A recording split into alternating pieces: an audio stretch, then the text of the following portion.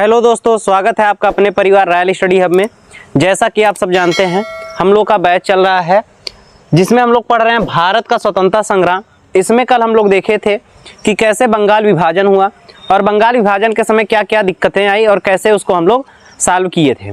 आज हम लोग देखने वाले हैं उसके आगे क्या क्या हुआ उसको हम लोग देखते हैं। सबसे पहले 1906 में दादा भाई नौरोजी ने पहली बार स्वराज की मांग की थी। तो याद रखना, सबसे पहले जो स्वराज की मांग की गई थी वो किसके द्वारा की गई थी? तो स्वराज की मांग सबसे पहले दादा भाई नौरोजी के द्वारा की गई थी। कब की गई थी? 1906 में की गई थी। कब की गई थी? 1906 में की गई थी। एक्चुअली में हुआ क्या था, 1906 में दादा भाई नौरोजी कलकत्ता में जो कांग्रेस का अधिवेशन हुआ था, 1906 में कलकत्ता में जो कांग्रेस का अधिवेशन हुआ था उसकी अध्यक्षता किसने की थी? दादा भाई नौरोजी ने की थी। और उसकी अध्यक्षता करते समय ही सबसे पहले दादा भाई नौरोजी ने स्वराज की मांग की। यहां से एक क्वेश्चन आप लोग और याद रखिएगा कि स्वराज शब्द का सबसे पहली बार प्रयोग किसने किया था? तो स्वराज शब्द का सबसे पहली बार प्रयोग जो किया गया था वो बाल गंगाधर तिलक द्वारा किया गया था। किसके द्वारा किया गया था? बाल गंगाधर तिलक द्वारा किया गया था। स्वराज शब्द का पहली बार प्रयोग बाल गंगाधर तिलक द्वारा किया गया था। उसके बाद क्या होता है? कांग्रेस 1907 ईस्वी में दो दलों में विभाजित हो जाता है। कांग्रेस भारतीय राष्ट्रीय कांग्रेस बना हुआ था, जिसका थोड़ा सा हम आप लोगों को बता देते हैं। भारतीय राष्ट्रीय कांग्रेस की जो स्थापना हुई थी वो 1885 में हुई थी। और भारतीय राष्ट्रीय कांग्रेस की जब स्थापना हुई थी उसके बाद 1907 में कांग्रेस दो दलों में विभाजित हो गया था। पहला दल था नरम दल और दूसरा था गरम दल। दल कौन कौन से थे? एक तो हमारा था नरम दल और दूसरा क्या था? गरम दल। नरम दल और गरम दल याद रखिएगा। नरम दल की अगर हम लोग बात करेंगे, नरम दल और गरम दल का निर्माण कैसे हुआ इसके बारे में हम लोग चर्चा कर लेते हैं। एक्चुअली में हुआ क्या था कि जो कांग्रेस थे, तो कांग्रेस के लीडर थे जैसे मोतीलाल नेहरू हो गए और बाल गंगाधर तिलक। तो मोतीलाल नेहरू का ये सोचना था कि जो कांग्रेस है वो ब्रिटिश के अंडर जो होने वाले चुनाव है तो उनके साथ सामंजस्य बना करके हर एक काम को करे। ये मोतीलाल नेहरू का ये व्यू था कि जो मतलब ये सारी चीजें हैं, ये क्या हैं कि जो भी चीजें हो रही हैं तो कांग्रेस जो भी चीजें करे वो किसके साथ करे? ब्रिटिश के साथ सामंजस्य बिठा के करे। लेकिन बाल गंगाधर तिलक का क्या था? बाल गंगाधर तिलक का यह सोचना था कि नहीं, हम लोग ऐसा नहीं करेंगे। हम लोग क्या करेंगे कि ब्रिटिश के साथ हम क्यों होकर के लड़ें? क्यों? ब्रिटिश तो हम लोग का दमन कर रहे हैं, हम लोगों को परेशान कर रहे हैं और हम ब्रिटिशों के साथ ही रहें। तो ये बाल गंगाधर तिलक का व्यू था। तो दोनों का व्यू अलग अलग था। तो जब दोनों का व्यू अलग अलग था तो इसी के कारण जो कांग्रेस था वो दो दलों में विभाजित हो गया। एक तो हो गया नरम दल और दूसरा हो गया गरम दल। तो याद रखिएगा, नरम दल के जो नेता थे वो मुख्य नेता कौन कौन से थे? दादा भाई नौरोजी, उमेश चंद्र बनर्जी, फिरोज शाह मेहता। ये कौन थे? ये हमारे थे नरम दल के नेता। गरम दल के नेता कौन थे? लाला लाजपत राय, बाल गंगाधर तिलक और विपिन चंद्र पाल। तो शॉर्ट फॉर्म इसको लिख लेना, लाल बाल पाल भी इसको बोला जाता है, कहा जाता है लाल बाल पाल। अर्थात गरम दल के नेता कौन कौन थे? तो लाला लाजपत राय, बाल गंगाधर तिलक, विपिन चंद्र पाल। एक्चुअली में ना बोल सकते हैं नरम दल मतलब नरमपंथी, जो शांत स्वभाव के थे, लड़ाई झगड़े से दूर। गरम दल मतलब उग्रवादी। उग्रवादी नेता इनको नहीं हम लोग कह सकते, भाई हमारे स्वतंत्रता सेनानी रहे हैं, हम उग्रवादी नहीं शब्द संबोधित कर सकते हैं।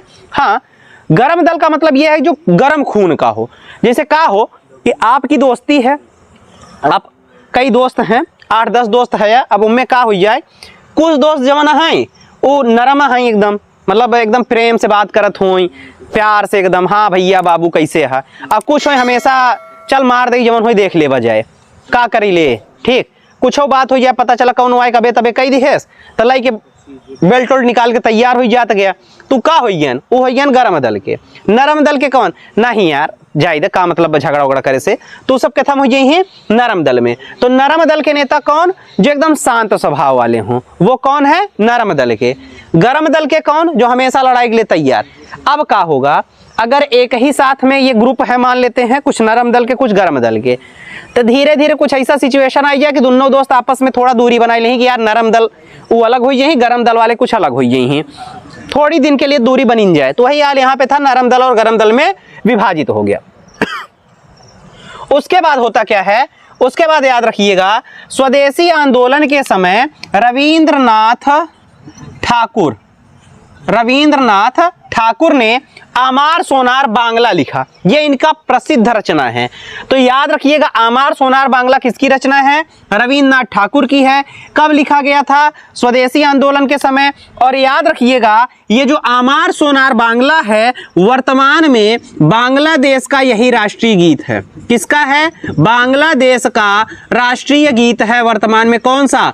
आमार सोनार बांग्ला है। ठीक है। उसके बाद एक हुआ था, उसी समय क्या होता था कि प्लेग आ जाता है भारत में। प्लेग से बहुत ज़्यादा प्रभावित लोग हो गए थे। प्लेग जो बीमारी थी, इससे लोग बहुत ज़्यादा प्रभावित हो गए थे। तो इस प्रभावित, जब ज़्यादा लोग प्रभावित हो गए तो लोगों में गुस्सा भर गया।